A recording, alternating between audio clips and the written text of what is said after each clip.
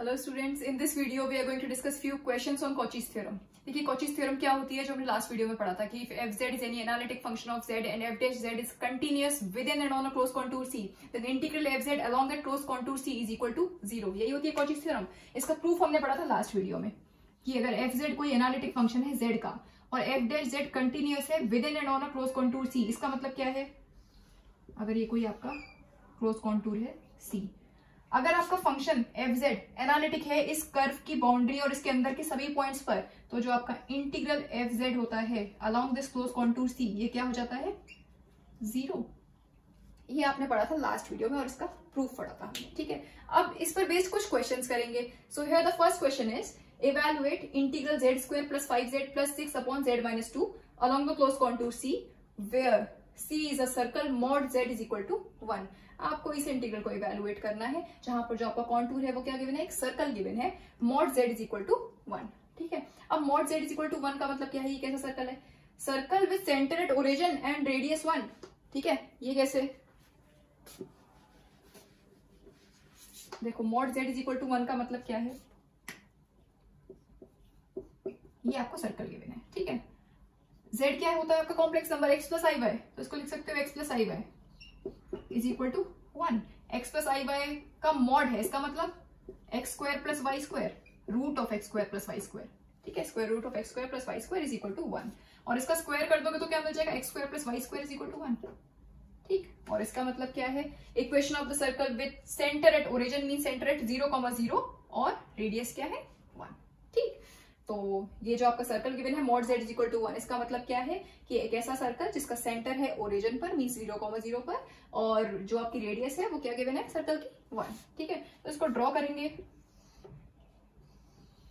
तो ये आपको इस तरह से मिलेगा, मीन्स सेंटर है ओरिजिन 0,0 और रेडियस क्या है 1, तो इफ दिस पॉइंट इज 1,0 तो ये आपकी रेडियस हो जाएगी।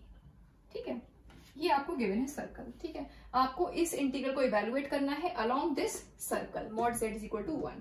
ठीक, अब देखिए अगर इसमें कॉचीज थ्योरम लग रही होगी, कॉचीज थ्योरम का मतलब क्या है कि अगर ये इंटीग्रल मतलब ये फंक्शन, अगर ये फंक्शन एनालिटिक होगा इस सर्कल की बाउंड्री और इसके अंदर के सभी पॉइंट्स पर, अगर ये फंक्शन एनालिटिक होगा तो इस इंटीग्रल की वैल्यू 0 हो जाएगी, अदरवाइज नहीं होगी। यही होती है ना कॉचीज थ्योरम की, अगर आपका फंक्शन एनालिटिक है, आपके कॉन्टूर के बाउंड्री और इसके अंदर के सभी पॉइंट्स पर अगर आपका फंक्शन एनालिटिक है तो उस फंक्शन के इंटीग्रल की वैल्यू क्या हो जाती है, 0 हो जाती है। यही होती है आपकी कॉचीज थ्योरम। तो मींस अगर ये फंक्शन एनालिटिक होगा इस सर्कल की बाउंड्री और इसके अंदर के सभी पॉइंट्स पर, तो इस इंटीग्रल की वैल्यू 0 हो जाएगी। ठीक है, अब देखिए इस फंक्शन का सिंगुलर पॉइंट क्या है,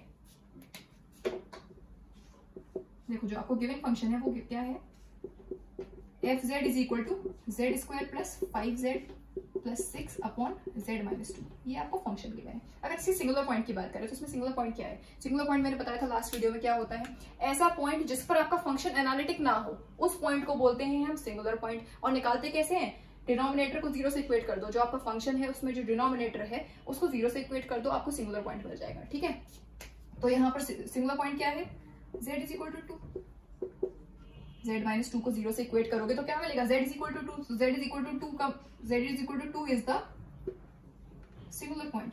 ये हो गया आपका सिंगुलर पॉइंट, और सिंगुलर पॉइंट वो पॉइंट होता है जिस पर आपका फंक्शन एनालिटिक नहीं होता।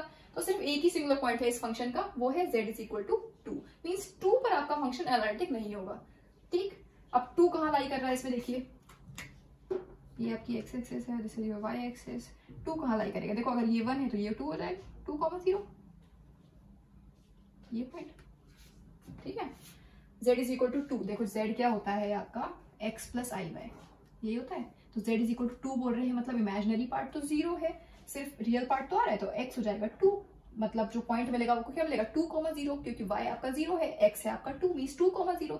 2,0 कहाँ पर लाई करेगा, अगर ये 1,0 है तो ये क्या हो जाएगा, ये हो जाएगा आपका 2,0। अब 2,0 तो इस सर्कल के बाहर लाई कर रहा है ना, इस सर्कल के अंदर तो नहीं है ना, इसका मतलब z इज इक्वल टू 2 है आपका singular point. z is equal to 2 पर आपका फंक्शन एनालिटिक नहीं होगा, सिंगुलर पॉइंट वो पॉइंट होता है जिस पर आपका फंक्शन एनालिटिक नहीं है, मतलब z इज इक्वल टू 2 पर आपका फंक्शन एनालिटिक नहीं है। मतलब किस पॉइंट पर आपका फंक्शन एनालिटिक नहीं है, जो पॉइंट पर आपका फंक्शन एनालिटिक नहीं है वो पॉइंट इस सर्कल के बाहर है, 2,0 इस सर्कल के बाहर है ना, मतलब इस जो आपको ऐसा पॉइंट जिस पर आपका फंक्शन, ये फंक्शन जो आपका गिवन फंक्शन है वो जहां पर एनालिटिक नहीं है, वो पॉइंट तो आपके सर्कल के बाहर है, सर्कल के अंदर नहीं है। इसका मतलब क्या है, इसको लिख सकते हैं fz is not analytic at z is equal to 2। z is equal to singular point है, इसका मतलब fz is not analytic at 0 at z equal to 2। ठीक है, इसका मतलब क्या है कि fz is analytic within and on the circle mod z is equal to 1। सिर्फ आपका फंक्शन, इसका सिंगुलर पॉइंट सिर्फ एक है इस फंक्शन का, वो क्या है, z is equal to 2।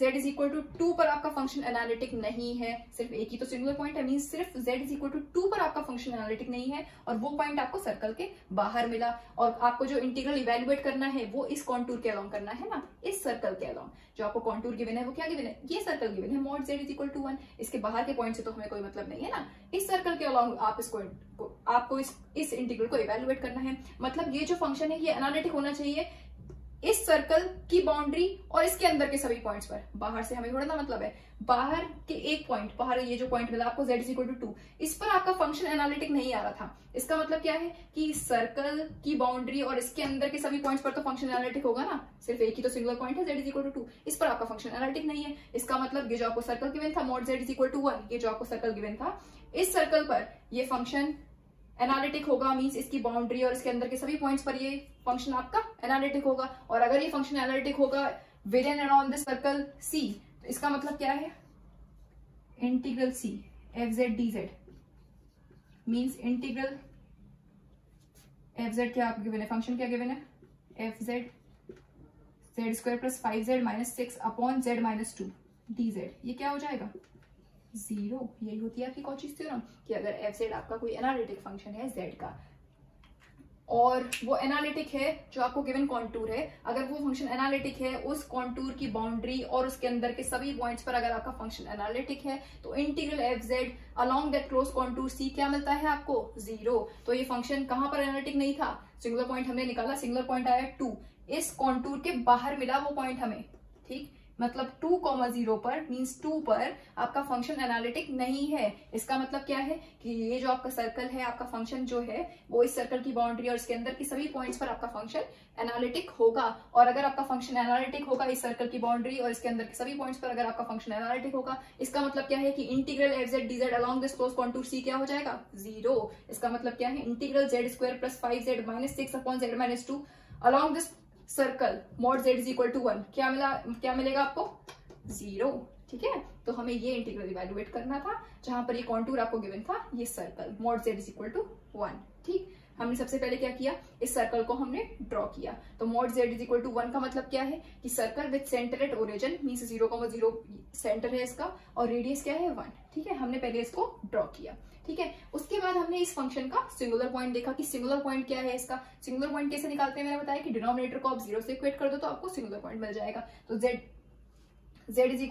Minus 2 is equal to 0 रखा तो आपको सिंगुलर पॉइंट मिला, z is equal to 2 is the singular point. ठीक है, और सिंगुलर पॉइंट होता क्या है, ऐसा पॉइंट जिस पर आपका फंक्शन एनालिटिक ना हो वो होता है आपका सिंगुलर पॉइंट। तो मतलब z इज इक्वल टू 2 पर आपका फंक्शन एनालिटिक नहीं है। ठीक, और z इज इक्वल टू 2 ये पॉइंट आपको कहाँ मिला, इस सर्कल के बाहर, मींस इस पॉइंट पर आपका फंक्शन एनालिटिक नहीं होगा। इसका मतलब क्या है कि आपका फंक्शन बाकी तो सभी पॉइंट्स पर होगा ना, मींस इस सर्कल की बाउंड्री और इसके अंदर के सभी पॉइंट्स पर आपका फंक्शन एनालिटिक होगा। और अगर आपका फंक्शन एनालिटिक है within and on this close circle C, मतलब with in and on this circle C, इसका मतलब क्या है कि जो आपका इंटीग्रल fz dz है वो क्या हो जाएगा 0 बाय कॉचीज थ्योरम। लिख सकते हैं साइड में बाय कॉचीज थ्योरम। ठीक है, तो जो आपका इंटीग्रल था z square plus 5z minus 6 upon z minus 2 along this circle C mod z is equal to 1, आपको क्या मिल गया 0। ठीक है, इस तरह से कॉचीज थ्योरम अप्लाई करते हैं इन क्वेश्चंस में। फाइन, तो एक और क्वेश्चन करेंगे कॉचीज थ्योरम पर बेस्ड। ठीक, so the next question is verify Cauchy's theorem for the function 5 sin 2z if C is the square with vertices at 1 plus minus I minus 1 plus minus I। इस function के लिए आपको Cauchy's theorem verify करनी है। Cauchy's theorem verify करने का मतलब क्या है कि अगर आपका ये फंक्शन 5 sin 2z, अगर आपका ये फंक्शन एनालिटिक होगा इस स्क्वायर की बाउंड्री और उसके अंदर के सभी पॉइंट्स पर, अगर आपका ये फंक्शन एनालिटिक होगा तो integral of this function along this square क्या हो जाएगा 0। ये आपको वेरीफाई करना है। ठीक है, तो सबसे पहली चीज जो आपको गिवन है वो क्या है, ये फंक्शन गिवन है आपको 5 sin 2z, ठीक है। उसके बाद आपको जो जिस कॉन्टूर के अलोंग आपको इंटीग्रेशन करना है वो क्या गिवन है, आपको स्क्वायर गिवन है, ठीक है। और जिसकी वर्टिसेस ये है, तो पहले इसको ड्रॉ कर लेते हैं।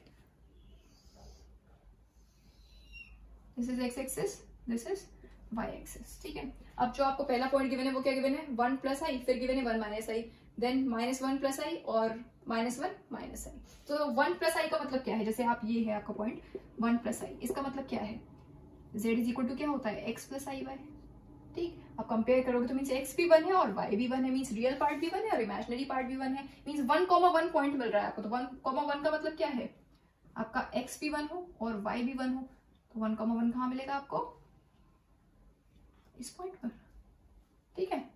ये हो गया आपका पहला पॉइंट, मीन्स 1 प्लस आई जो आपको गिवन था, z is equal to 1 plus i, वो आ गया आपका ये z is equal to 1 plus i. इसको आप ऑर्डर्ड फॉर्म में लिख सकते हो, ऑर्डर्ड पेयर की फॉर्म में, मीन्स 1,1, ठीक है। अब इसी तरह से नेक्स्ट पॉइंट क्या गिवन है, 1 माइनस आई। 1 माइनस आई का मतलब क्या है, x भी 1 और y -1। कंपेयर करोगे तो क्या मिल रहा है, रियल पार्ट मिल रहा है आपको 1 और इमेजिनरी पार्ट क्या मिल रहा है, -1। मतलब x है आपका 1, x1 का मतलब क्या है, x1 तो ये रहा, ठीक है, और y है -1, मीन्स यहाँ, ठीक। तो ये पॉइंट हो जाएगा आपका 1 -1, ठीक है, ठीक। उसके बाद नेक्स्ट पॉइंट क्या गिवन है, -1 प्लस आई। -1 प्लस आई का मतलब क्या है, -1 प्लस आई मतलब x है आपका -1 और y है 1, तो x -1 का मतलब यहाँ पर, ठीक है। ये है आपका x -1 और y क्या गिवन है, 1 गिवन है, y 1 का मतलब क्या है, ये पॉइंट, ठीक है। इसको ज्वाइन कर दो,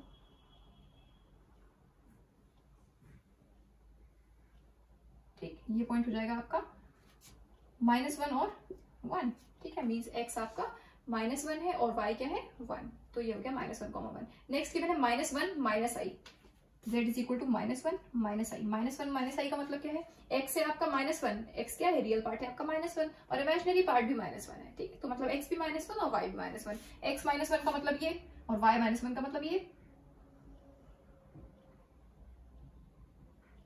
तो ये हो जाएगा आपका -1 और -1, ठीक है। ये आपको वर्टिसेस गिवन थी, 1 प्लस आई मीन्स ये 1,1, 1 minus i, 1 minus I means 1 -1, ये पॉइंट, ठीक है।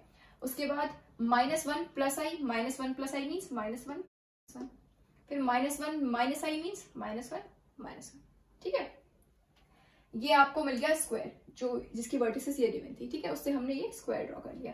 अब इस पॉइंट को मान लो A, this is B, this is C and this is D, ठीक है। अब जो आप कॉन्टूर की जो डायरेक्शन लेते हो जनरली वो हम लेते हैं एंटी क्लॉकवाइज, ठीक है, तो ये ऐसे हो जाएगी, ठीक।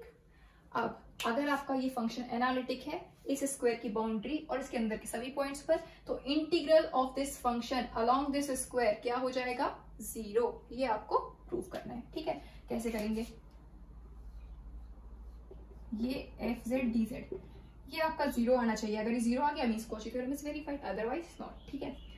इसका मतलब क्या है, c जो आपको c कॉन्टूर गिवन है वो क्या गिवन है, स्क्वायर गिवन है, ठीक है। और स्क्वायर की जो हमने वर्टिसेस ली वो क्या है, a b c d, ठीक। तो उसको लिख सकते हो आप a b plus b c plus c d plus d a। इनके अलावा हम अलग अलग ये इंटीग्रल को इवेल्युएट कर देंगे, ठीक है। तो A B plus B C plus ये हमने साइड्स लिख ली, A B plus B C, ये हो गई आपकी A B, this is B C, this is C D और दिस इज डी ए, ठीक है। तो A B plus B C plus C D plus D A, F Z D Z. अब देखो जेड को क्या लिख सकते हो, जेड क्या होता है आपका complex number x plus i y, और डी जेड को क्या लिख सकते हो, d x plus i d y, ठीक है। ये एक्स होता है, जेड होता है ना आपका एक्स प्लस आई वाई, यहाँ से अगर dz लिखोगे मीन्स इसको डिफरेंशिएट कर लोगे तो क्या मिल जाएगा, dx plus i d y. तो dz की जगह क्या लिख सकते हैं, dx plus i d y, ठीक। देखो अब इसको हम अलग अलग इंटीग्रल्स पे लिख लेंगे। अब अलग अलग इंटीग्रल्स पे लिखोगे तो क्या मिलेगा, अलोंग ए बी, ठीक है। अलॉन्ग ए बी, फिर अलॉन्ग बी सी, फिर अलॉन्ग सी डी, फिर अलॉन्ग डी ए, अलग अलग इंटीग्रल्स पे लिख लेंगे। अब देखो F x plus i y का मतलब क्या है, जो आपको एफ जेड गिवन है वो क्या गिवन है 5 sin 2z। यहाँ पर z की जगह तो लिखा x प्लस आई वाई, मतलब यहाँ पर z की जगह लिख सकते हो x प्लस आई वाई, ठीक है। तो ये क्या मिल जाएगा आपको 5 sin 2x plus i y और dx plus i d y, ठीक है, plus along b c integration हो रहा है 5 sin 2x plus i y. Function तो आपका सेम है ना सबके लिए, सिर्फ इंटीग्रेशन अलग अलग हो रहा है, पहले ए बी के अलॉन्ग हो रहा है, फिर बी सी के, फिर सी डी के, फिर डी ए के अलॉन्ग हो रहा है, ठीक है। तो dx plus i d y,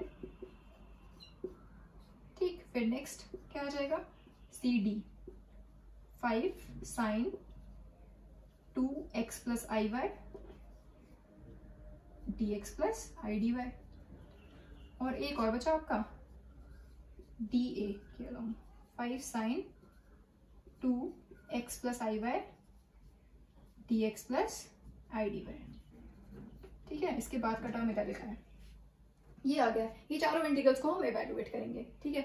अब मैंने बताया कि जो आपका कॉम्प्लेक्स इंटीग्रेशन, जो हमने स्टार्टिंग में एक वीडियो पढ़ी थी उसमें मैंने बताया था कि जो आपका इंटीग्रेशन करते हैं, जब कॉम्प्लेक्स इंटीग्रेशन करते हैं तब आपको क्या करना होता है, क्योंकि ये आपका लाइन इंटीग्रल है, यहाँ पर वेरिएबल 2 आ रहे हैं, इसका मतलब आपको क्या करना पड़ेगा, ये x और y या तो आप x में कन्वर्ट करोगे या फिर ये y में कन्वर्ट करोगे, मीन्स किसी सिंगल वेरिएबल की फॉर्म में होना चाहिए इंटीग्रेशन, तब आप उसको इंटीग्रेट कर सकते हो। यहाँ पर dx और dy दोनों के लिए थोड़ा ना इंटीग्रेट कर सकते हो यहाँ पर, क्योंकि लाइन इंटीग्रल है, ठीक है।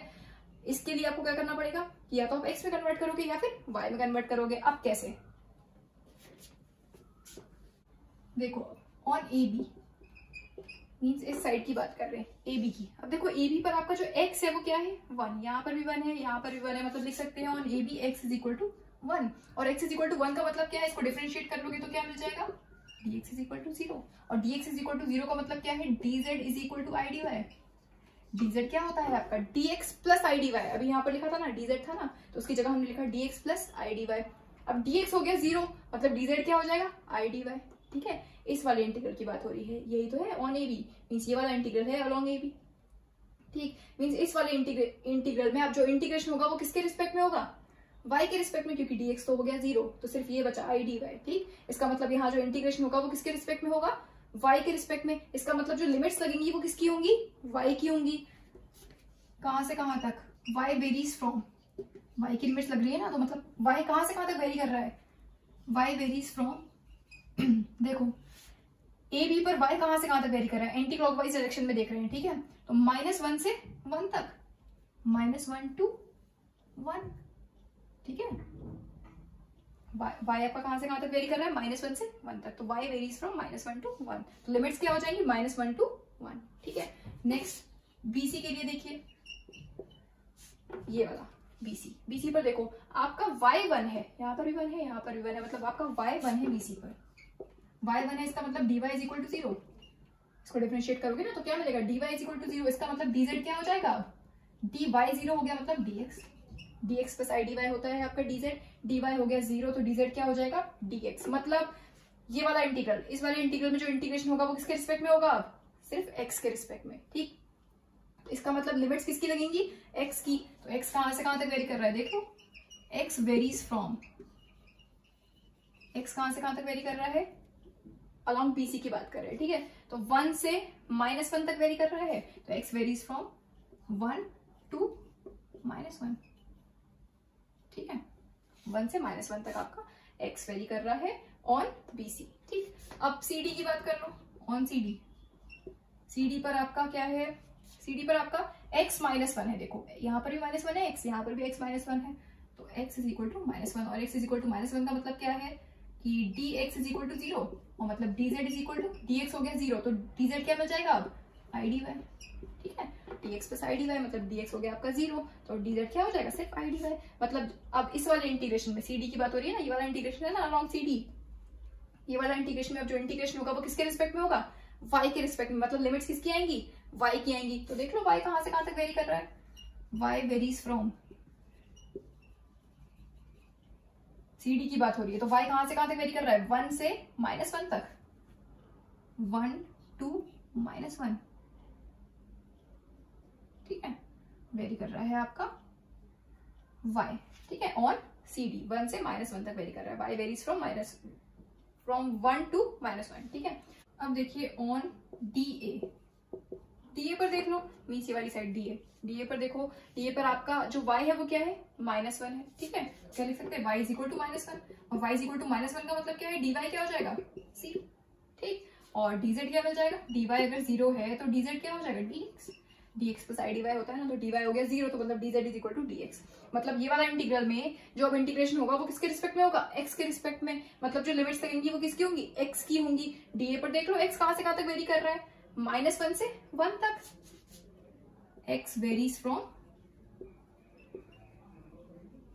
-1 to 1, ठीक है। ये आ गई आपकी लिमिट्स हो जाएंगी -1 to 1, ठीक। अब हम इसको इवैल्यूएट करेंगे, इस वाले इंटीग्रल को, ये सारी वैल्यूज पुट करके, ठीक। तो जो आप इवैल्यूएट कर रहे हो मीन्स ये एफ जेड डी जेड, ठीक है, ये आप इवैल्यूएट कर रहे हो मीन्स इसको इस फॉर्म में लिख लिया मैंने कि integral f z along this close contour, ये जो आपका स्क्वायर गिवन है ये क्या होगा।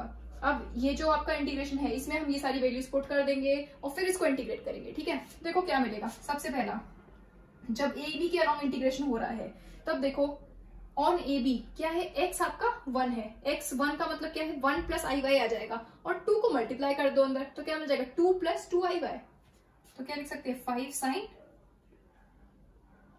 2 प्लस 2 आई वाई। और dx क्या है 0, ए बी पर dx क्या मिल रहा है आपको 0, dx 0 का मतलब क्या मिल रहा है, आई डी वाई, सिर्फ dx 0 हो गया तो सिर्फ क्या बचेगा, आई डी वाई। और देखो इंटीग्रेशन किसके रिस्पेक्ट में हो रहा है, y के रिस्पेक्ट में, मतलब लिमिट्स किसकी होंगी, y की, तो इसके लिए हमने ये लिमिट्स भी निकालनी थी, y वेरीज फ्रॉम -1 to 1, तो मतलब लिमिट्स क्या हो जाएंगी, -1 to 1, ठीक है। अब नेक्स्ट वाले इंटीग्रल के लिए देखिए ये अलोंग BC पर देखो y 1 है, y 1 का मतलब x प्लस आई मिलेगा, 2 से मल्टीप्लाई कर दो तो 2x प्लस 2i, तो ये हो जाएगा 5 साइन 2x प्लस 2i, ठीक है। और dy 0 है BC पर, तो dy 0 हो जाएगा, सिर्फ क्या मिलेगा, dx, ठीक। और इंटीग्रेशन किसके रिस्पेक्ट में होगा, x के रिस्पेक्ट में होगा ना, या dx मिला मींस इंटीग्रेशन किसके रिस्पेक्ट में होगा, x के रिस्पेक्ट में, उसके लिए हमने लिमिट्स निकाल ली थी, x वेरीज फ्रॉम 1 to -1, तो हो जाएगा 1 to -1, ठीक है। नेक्स्ट वाला इंटीग्रेशन देख लो, नेक्स्ट क्या है, इसको रब कर देती हूँ, ठीक है, ये दोनों हो गए, इसको मैंने रब कर दिया। अभी नेक्स्ट वाला देखो, ये CD अलोंग CD जो इंटीग्रेशन हो रहा है, 5 sign 2x plus i Y, यहाँ पर देखो CD पर x क्या है, -1, मतलब x की जगह -1 प्लस आई वाई, 2 को मल्टीप्लाई कर दोगे तो -2 प्लस 2 आई वाई, ठीक है। तो 5 साइन -2 प्लस 2 आई वाई, ठीक। और CD पर dx 0 है, dx 0 मतलब क्या मिल जाएगा, आई डी वाई, ठीक है। और इंटीग्रेशन किसके रिस्पेक्ट में हो रहा है, y के रिस्पेक्ट में, मतलब लिमिट्स लगेंगी y की, ये हमने निकाल ली थी, y varies from 1 to -1, limits हो जाएंगी 1 से -1, ठीक है। प्लस लास्ट वाला इंटीग्रेशन आपका अलोंग DA पर आपका y -1 है, y -1 का मतलब क्या है, x माइनस आई, y -1 रखोगे तो क्या मिलेगा, -i, तो मतलब x माइनस आई, 2 को मल्टीप्लाई कर दो 2x minus 2i, 5 sign 2x minus 2i, ठीक है। और DA पर आपका dy 0 है, dy 0 का मतलब dx मिल जाएगा, सिर्फ dx, ठीक है। और इंटीग्रेशन किसके रिस्पेक्ट में हो रहा है, x के रिस्पेक्ट में, तो इसके लिए हमने लिमिट्स निकाल ली है, -1 to 1, -1 to 1, ये हो गई आपकी लिमिट्स। देखिए अब इसको क्या लिख सकते हैं, 5, देखो यहाँ से 5 और i को हम इंटीग्रेशन के बाहर ले सकते हैं, 5i और -1 to 1 sine 2 plus 2i by dy, यही है, 5i को हमने इंटीग्रेशन के बाहर लिख दिया। अब देखो और कौन सा इंटीग्रेशन है जिसमें y के रिस्पेक्ट में इंटीग्रेशन हो रहा है, यहाँ हो रहा है ना, इस वाले इंटीग्रल में y के रिस्पेक्ट में इंटीग्रेशन हो रहा है, ठीक है। तो इसको साथ में लिख देंगे इसके, बट देखो यहाँ पर जो लिमिट्स है वो -1 to 1 है, हम इसको कंबाइन करके एक ही इंटीग्रेशन में लिखेंगे, उसके लिए हम इसकी लिमिट्स को इंटरचेंज कर देंगे। यहाँ पर है -1 to 1, यहाँ है 1 to -1, मतलब इंटरचेंज कर सकते हो ना, अगर माइनस लगा दो इस इंटीग्रेशन में तो लिमिट्स इंटरचेंज हो जाएंगी, -1 to 1 हो जाएंगी, ठीक है। बाद में हम इसको कंबाइन करके लिखेंगे एक इंटीग्रेशन में, इसलिए ऐसा कर रहे हैं, ठीक है। इसमें माइनस लगा देंगे और लिमिट्स को इंटरचेंज कर देंगे, तो ये क्या मिल जाएगा आपको, -1 और लिमिट्स हो जाएंगी -1 to 1, 5 को बाहर ले रहे, साइन -2 प्लस 2i y, यहाँ से भी i को भी बाहर ले सकते हैं, तो ये क्या आ जाएगा, -5i, ठीक है, sign -2 plus 2i y dy, ठीक। अब इसकी बात करेंगे ये वाले इंटीग्रेशन की। 5 को बाहर ले सकते हैं, 1 2 -1 साइन 2x + 2i dx।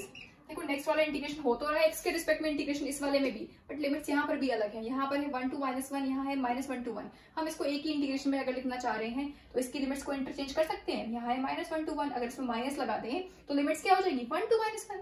ठीक है, तो -1 to -1, 5 को बाहर ले ले यहाँ पर भी, साइन 2x - 2i dx। ठीक है, ये आ गया। अब इसको लिख सकते हैं 5i, और इसको एक ही, ये अब लिमिट सेम हो गई ना, -1 to 1 -1 to 1। इंटीग्रेशन यहाँ पर भी y के रिस्पेक्ट में हो रहा है, यहाँ पर भी y के रिस्पेक्ट में हो रहा है। इसका मतलब इन दोनों को फंक्शंस को एक ही इंटीग्रेशन में लिख सकते हैं। क्या आ जाएगा, साइन 2 + 2i और माइनस साइन -2 + 2i। ठीक है, और इंटीग्रेशन किसके रिस्पेक्ट में हो रहा है, y के रिस्पेक्ट में। नेक्स्ट वाला +5 और 1 to -1। देखो अब यहाँ पर भी 1 to -1 इंटीग्रेशन हो रहा है, यहाँ पर भी 1 to -1 इंटीग्रेशन हो रहा है, यहाँ पर भी x के रिस्पेक्ट में इंटीग्रेशन है, यहाँ पर भी x के रिस्पेक्ट में इंटीग्रेशन है। मतलब इन दोनों फंक्शंस को आप एक ही इंटीग्रेशन में लिख सकते हो, 1 to -1, और ये क्या हो जाएगा, साइन 2x + 2i और माइनस साइन 2x - 2i। ठीक है, और इसको क्या लिख सकते हैं, 5i - 1 to 1। देखो ये क्या बन रहा है, sine a minus sine b, और sine a minus sine b क्या होता है,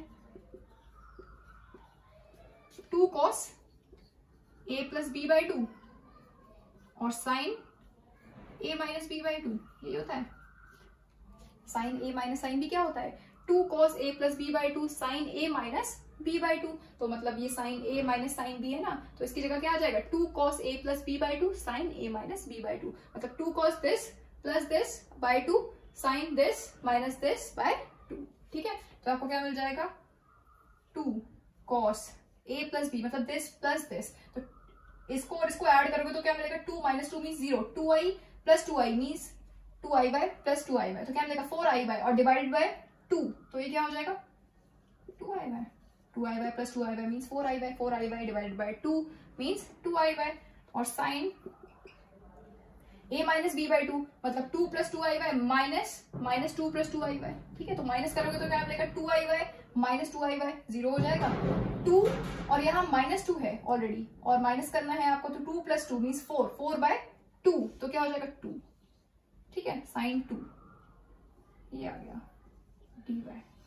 ठीक है, नेक्स्ट वाले टर्म में ऐसे कर लो, 5 1 to -1। देखो यहाँ पर भी ये टर्म है sine a minus sine b, तो sine a minus sine b क्या होता है, 2 cos a + b/2 sign a - b/2 अभी बताया। तो यहाँ पर भी लगा सकते हो, 2 cos this + this by 2 और sine this minus this by 2। तो 2x + 2y 2x - 2y, इन दोनों को ऐड करोगे, 2 से डिवाइड करोगे तो क्या मिलेगा, ये आ जाएगा आपका 2 cos this + this by 2, 2x + 2x मतलब 4x by 2, 2i से 2i तो कैंसिल हो जाएगा ना, यहाँ पॉजिटिव में या नेगेटिव में, तो 4x by 2 क्या मिल जाएगा आपको, 2x।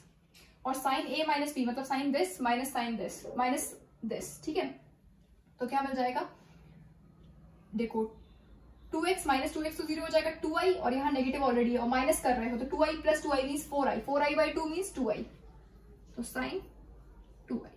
ठीक है, dx। अब देखो इसको क्या लिख सकते हैं, देखो यहाँ पर है 5i और यहाँ पर है 2, तो मतलब 10i। ठीक है, और यहाँ पर देखो ये तो y वाला टर्म है, तो इसका तो इंटीग्रेशन हो जाएगा y के रिस्पेक्ट में, और ये सिर्फ साइन 2 है तो इसको भी बाहर ले सकते हैं, तो आ जाएगा साइन 2 और इंटीग्रेशन -1 to 1 और cos 2i इसका इंटीग्रेशन कर देंगे विद रिस्पेक्ट टू y। ठीक है, नेक्स्ट वाले टर्म में देखो लो, इसी तरह से 5 to 10 हो जाएगा, 5 × 2 तो ये हो जाएगा +10, और यहाँ पर साइन 2i को आप बाहर ले सकते हो कि इंटीग्रेशन तो सिर्फ इसी का होगा ना, इसी में तो x है, तो मतलब इसी का इंटीग्रेशन होना है with respect to x। Sine 2i को आप बाहर ले सकते हो इंटीग्रेशन के, साइन 2i, और ये हो जाएगा आपका integration 1 to -1 cos 2x dx। ठीक है, अब इसको इंटीग्रेट कर लो, cos 2i को y के रिस्पेक्ट में और cos 2x को x के रिस्पेक्ट में, और ये लिमिट लगा देंगे। ठीक है, तो ये आपको क्या मिलेगा, 10i साइन 2 और cos 2i का integration with respect to y, तो क्या हो जाएगा, साइन 2i/2i। लिमिट्स लगा दो -1 to 1 प्लस इसी तरह से 10 sin 2i और cos 2x को इंटीग्रेट करोगे विद रिस्पेक्ट टू x तो क्या मिलेगा sin 2x अपॉन 2 लिमिट्स लगा दो 1 to -।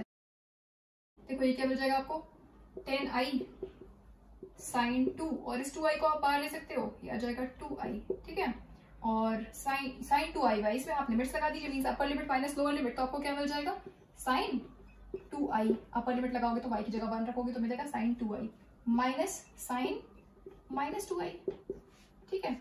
इसी तरह से इसमें लगा दो 10 sin 2i और ये 2 को आप बाहर ले सकते हो और यहाँ पर लगाओगे तो क्या मिल जाएगा sin 2 और माइनस, अच्छा साइन ये -1 है तो मीन sin -2, x की जगह आप -1 पुट करोगे तो क्या मिल जाएगा sin -2 और माइनस sin 2, ठीक है। Upper limit minus lower limit means sin -2 और माइनस जब 1 लगाओगे तो sin 2, ठीक है। अब ये 2i, ये i से i कैंसिल, 2 5 से 10 मीन्स 5 sin 2, ठीक है। और यहाँ पर देखो ये sin 2i और यहाँ पर sin -x क्या होता है माइनस sin x, तो ये क्या हो जाएगा प्लस sin 2i, ठीक है। इसी तरह से 2 5 से 10 यहाँ पर भी ये कैंसिल हो जाएगा, क्या मिलेगा 5 sin 2i और sin -x means minus sin x, तो ये क्या हो जाएगा माइनस sin 2 और माइनस sin 2, ठीक है। और ये क्या मिल जाएगा आपको 5 sin 2, ठीक है। और sin 2i plus sin 2i means 2 sin 2i और यहाँ पर 5 sin 2i और sin 2 minus sin 2 means -2 sin 2, ठीक है। और यहाँ पर क्या हो जाएगा 5 to 10 sin 2 और sin 2i, ठीक, ये टर्म्स मिल रहे हैं। यहाँ पर देखो 5 ये और ये 2 को लोगे तो ये माइनस में आ जाएगा, यहाँ नेगेटिव है ना तो ये हो जाएगा नेगेटिव -10 और sin 2i और ये क्या है sin 2, ठीक है।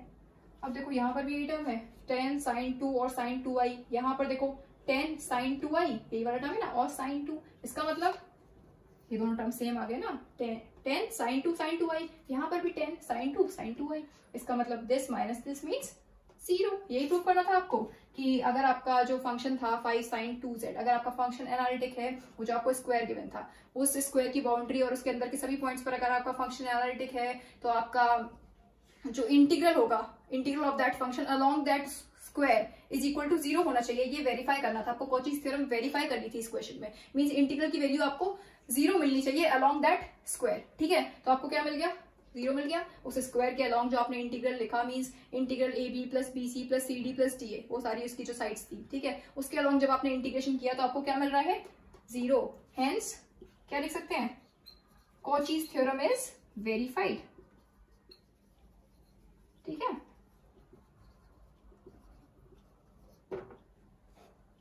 ठीक, इस तरह से वेरीफाई करते हैं कॉचीज थ्योरम को, ठीक है। तो आई होप ये आपको समझ में आया होगा। अब इस पर बेस्ड और क्वेश्चंस आप लोग करिएगा। Thank you very much.